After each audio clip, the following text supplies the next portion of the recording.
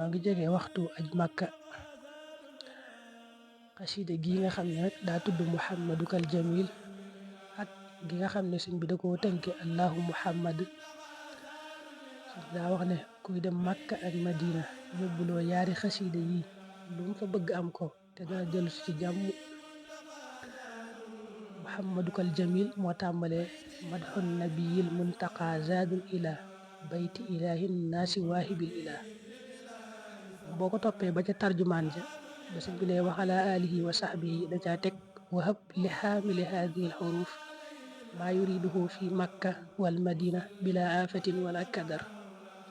ne saa boroom defalal képp koo xam ne day aj Makka ba noppi yóbbaale xasida gii yóbbaale xuruf yi danga ko defal lépp lu mu bëgg foofa mu am ko fa.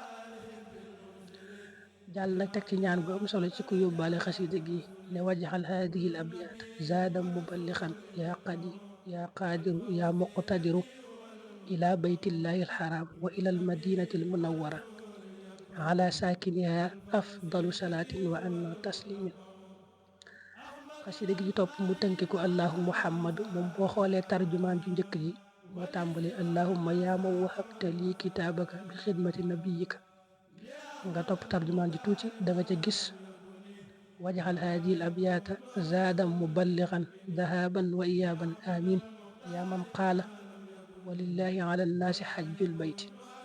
moom sax daanaka ñetti bayit yu njëkk yi wala ñeent yu njëkk yi yëpp da ciy ñaanal ki nga xam ne day aji Màkka ba noppi nag yóbbaale xasida gi awsil bi xaqi wajhikal karim xaamila daa lil bayti bi takrim.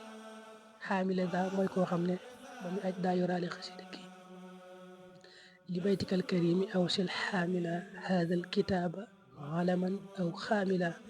waaw xaamila haadal kitaab ba tey foofu la muy ñaan mooy koo xam ne daa yóbbaale xasida gi habli ladi qasada baytakal xaraam afdala xajjin rajaan al maram. kon xasida yooyu moom mat naa yóbbaale lool moom waxuñu jàng waxuñu mokkal sax danga koy def lu mel ne sab saak rek wala nga fexe ba yoraale ko daal ba dem ba ñëw.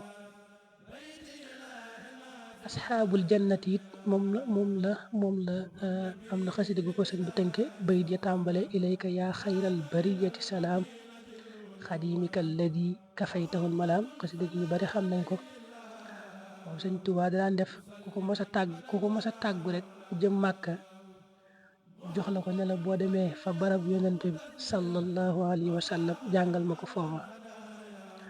kon xasida yi mat naa yóbbu lool moom ko ajut tamit bu xamee kuy aj rek mën ko koo laabiré ngir yàlla. suñ bindoon na yett yëpp boole ko nga xam ne ku ko masa tàggu rek jëm penku mu jox la ko mel na ni it du jafe lool nga xam ne ku ko laajte rek ci ñuy yëngutu ci xasida yi xarit ne dana am yett yëpp incha allah.